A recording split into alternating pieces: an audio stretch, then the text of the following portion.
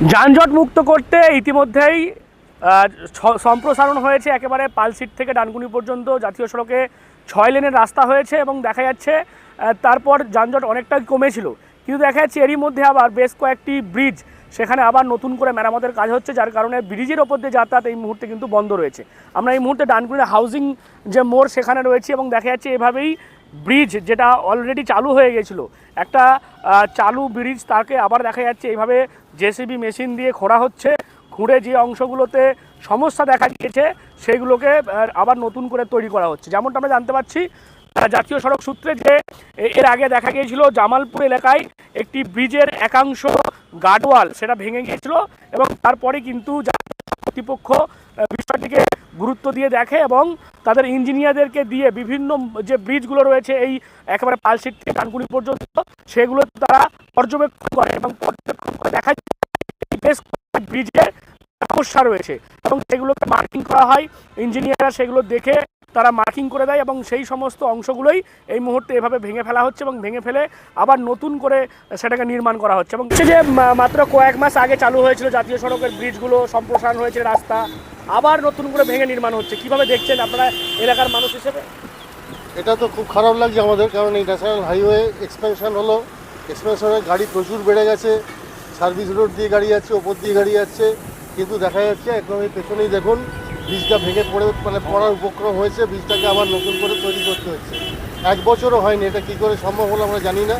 এটা কাজটা হয় ঠিকমতো হয়নি, নাহলে দেখভালের যথেষ্ট অভাব ছিল, যারা করেছে এবং যারা করিয়েছে উভয় পক্ষেরই দেখভালের যথেষ্ট অভাব, যার জন্য এইভাবে একটা নতুন তৈরি হওয়া ব্রিজ একটা যে কোনো সময় বড় দুর্ঘটনা ঘটে যেতে পারতো, কিন্তু এটা এইভাবে ভেঙে তাকে নতুন করে আবার তৈরি করতে হচ্ছে। এছাড়া সার্ভিস রোডের ধারে যে ড্রেন লাইন থাকার কথা সেই ড্রেন নেই, রাস্তার পাশ দিয়ে যারা এলাকার পাশের যারা বাসিন্দা আছে তাদের হাঁটা চলার মতো অবস্থা নেই, কোনো ব্রিজ নেই, ফুটপাথ নেই, এইগুলো দেখার দরকার ছিল কিন্তু দেখা হয়নি। আমরা এটা নিয়ে যথেষ্ট ক্ষুব্ধ। এবং এই যে জাতীয় সড়কের টোল দিয়ে যাতায়াত করতে হয় মানুষকে, মানে ট্যাকেট করে খরচা করে টোল দিয়ে গাড়ি যাতায়াত করছে, কিন্তু দেখা যাচ্ছে যে ব্রিজটা ভেঙে যাওয়ার জন্য টোল ওভার ব্রিজটা বন্ধ হয়ে রয়েছে। ওভারের ব্রিজটা নিচের রাস্তা দিয়ে যেটা ফাঁকা থাকার কথা সেই রাস্তা দিয়ে প্রচুর গাড়ি যাচ্ছে, লোকের পারাপার করতে আগে যা অসুবিধা হতো এখন অসুবিধাটা আরও বেড়ে গেছে, কারণ একটা রাস্তা দিয়ে এত গাড়ি যাচ্ছে এই পাশ থেকে ওই পাশে যেতে গেলে অন্তত 15 মিনিট করে দাঁড়াতে হচ্ছে এবং যে কোনো সময় দুর্ঘটনা ঘটে যেতে পারে। আপনার নামটা বলুন? প্রতীক কুমার। আপনাদের দেখায় তো বেশি এই তো কদিন আগে মাত্র ব্রিজটা কাজ হলো, এর মধ্যেই ভেঙে পড়ে গেল। তাহলে যারা করেছে তাদেরকে তো ধরা উচিত। এটা সাময়িক মানুষের খুবই অসুবিধার ব্যাপার।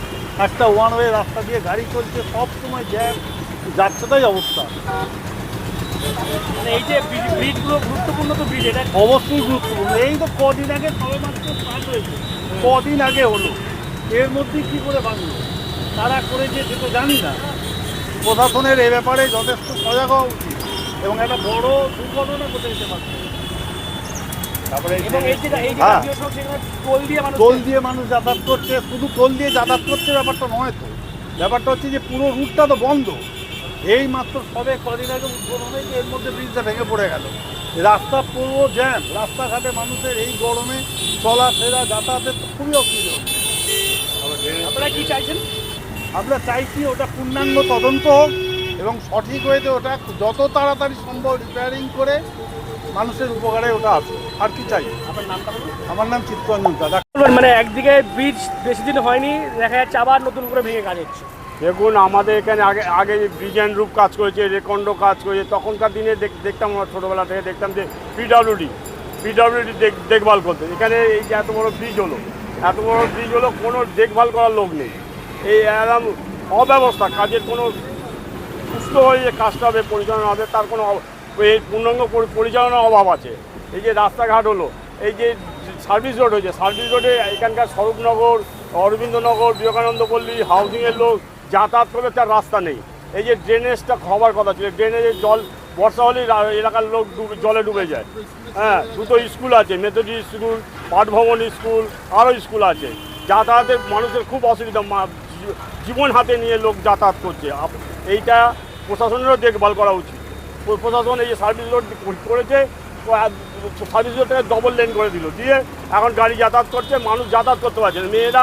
মহিলারা বাচ্চাদের স্কুলে যাওয়া খুব অসুবিধা হচ্ছে। এইগুলো প্রশাসনকে দেখা উচিত। আর বেশি করে এই ড্রেনেজটা করা উচিত। এই ড্রেনেজটা ডানকুনি পৌরসভাও করলো না, আর কেএমডিএ বলছে, ডানকুনি পৌরসভা বলছে কেএমডিএ করবে, এনএইচ করছে না। এনএইচ পালসিট সব জায়গাতেই ড্রেন করে নিয়েছে, আমাদের এখানে ড্রেন হয়নি। এই ব্যাপারটাও প্রশাসনকে দেখা উচিত। অশোক দাস। এবং যার ফলে দেখা যাচ্ছে এই মুহূর্তে ব্রিজের ওপর দিয়ে যে যাতায়াত, অর্থাৎ মেন যে রোড, যেটা কলকাতাগামী রাস্তা, এই মুহূর্তে আমি যেখানে রয়েছি সেই কলকাতাগামী রাস্তা এভাবেই খুঁড়ে ফেলা হয়েছে এবং ব্রিজের ওপর দিয়ে কিন্তু যান চলাচল এই মুহূর্তে নিয়ন্ত্রণ করা হচ্ছে। দুদিকে দেখা যাচ্ছে ডাইভারশন করে দেওয়া হয়েছে চন্দননগর পুলিশ কমিশনারেটের ডানকুনি ট্রাফিক গার্ডের পক্ষ থেকে। সেখানে ডাইভারশন করে যে সার্ভিস রোড, মূলত এর আগে যখন রাস্তা সম্প্রসারণের কাজ হয় সেই সার্ভিস রোড দিয়ে কিন্তু আবার এভাবেই গাড়ি চলাচল করছে। যতক্ষণ না পর্যন্ত এই ব্রিজের এই যে সমস্যা সেগুলোর সমাধান হয়, তাহলে কিন্তু এই যে জানা যাচ্ছে যে ততদিন পর্যন্ত কিন্তু ব্রিজের ওপর দিয়ে গাড়ি চলাচল বন্ধ থাকবে। পাইতিপাড়া থেকে এখানে আসতে 45 মিনিট টাইম লাগলো। ওটা তো সব খেয়ে দিয়েছে। বিজেপি মানেই হচ্ছে একটা পুরো করাপ্টেড পলিটিক্যাল পার্টি।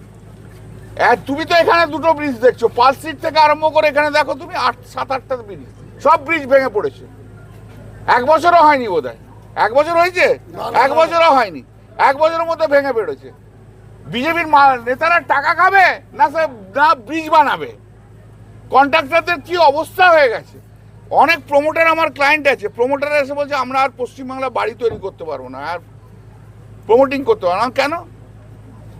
বলছে এখন 14 কোটি 15 কোটি টাকা না দিলে ইট ফেলতে দিচ্ছে না। ঠিক আছে, তৃণমূল সাংসদের মুখে দুর্নীতির গল্প শুনতে হবে। তিনি যে দল করেন পুরো দলটাই দুর্নীতিগ্রস্ত এবং দলের একাধিক মন্ত্রী, বিধায়ক, সাংসদ জেলের ঘানি টেনেছেন এবং আগামী দিনেও টানবেন এবং অলরেডি টানতে থাকছে, একের পর এক অ্যারেস্ট হচ্ছে। তা একটা দুর্নীতিগ্রস্ত দলের দুর্নীতিগ্রস্ত মানুষের মুখে সব কথা মানায় না। আজকে কেন্দ্রীয় সরকারের আন্ডারে যে ব্রিজগুলো, তারা সঠিকভাবে সেগুলো রক্ষণাবেক্ষণ করে। যে কোনো জিনিসেরই রিপেয়ারিং করতে হয়, রক্ষণাবেক্ষণ করতে হয়, যাতে মানুষকে নতুন করে কোনো সমস্যার সমাধান না হয়। তৃণমূল কংগ্রেসের আমলে রাজ্য সরকারের তৈরি ব্রিজ ভেঙে অনেক মানুষ মারা গেছে, কিন্তু সে ব্যাপারে কেন্দ্রীয় সড়ক দপ্তর সজাগ দৃষ্টি রেখেছে বলেই অ্যাডভান্স রিপেয়ারিং করছে, যাতে কোনো রকম দুর্ঘটনা না হয় এবং এটা মানুষের স্বার্থেই করছে। কারণ ভারতীয় জনতা পার্টির সরকার মানুষের সাথে, মানুষের পাশে থাকতে বদ্ধপরিকর। কিন্তু প্রশ্ন হচ্ছে, জাতীয় সড়ক একটা গুরুত্বপূর্ণ কেন্দ্রীয় সরকারের প্রকল্পের এইভাবে রাস্তা তৈরি হলো, দ্রুততার সঙ্গে কাজ হলো, ব্রিজ হলো এবং তারপর আবার সেই ব্রিজের একাংশ দেখা গেল ধসে পড়লো যে পালসিট এলাকা, অর্থাৎ যে জামালপুর এলাকা, সেখানে কিভাবে এরকমভাবে সরকারি টাকা নিয়ে যে সংস্থা এই ব্রিজ নির্মাণ করেছে তাদের কাজ নিয়ে কিন্তু প্রশ্ন উঠে যাচ্ছে। তাহলে কি কাজ তারা করেছেন? কারণ এই মাত্র কিছুদিন হয়েছে, কয়েক মাস হবে রাস্তা চলাচল শুরু হয়েছিল এই ব্রিজের ওপর দিয়ে, আর তারপরে দেখা যাচ্ছে সমস্যা ধরা পড়েছে এবং সেই সমস্যার সমাধানের জন্য তারা আবার নতুন করে ব্রিজে এরকমভাবে মেরামতের কাজ শুরু হচ্ছে। তাহলে আগামীতে এই ব্রিজ কতদিন টিকবে এবং বড় কোনো বিপর্যয় হবে না তো? সেই সব প্রশ্ন কিন্তু থেকেই যাচ্ছে, যার কারণেই তারা জাতীয় সড়ক কর্তৃপক্ষ গুরুত্ব সহকারে বিষয়টি দেখেছে এবং এভাবেই দেখা যাচ্ছে তারা যেখানে যেখানে এরকম সমস্যা দেখা দিয়েছে সেগুলোকে প্রথমে চিহ্নিতকরণ, তারপর এভাবেই নতুন করে মেরামতের কাজ শুরু করেছে জাতীয় সড়ক কর্তৃপক্ষ। আপনারা কি বলুন এই বিষয়ে? অবশ্যই কমেন্ট করুন কমেন্ট বক্সে। এরকম আরও খবর পেতে নজর রাখুন ডিএনএন বাংলায়। ডিএনএন বাংলা সবার মনে, সবার ফোনে।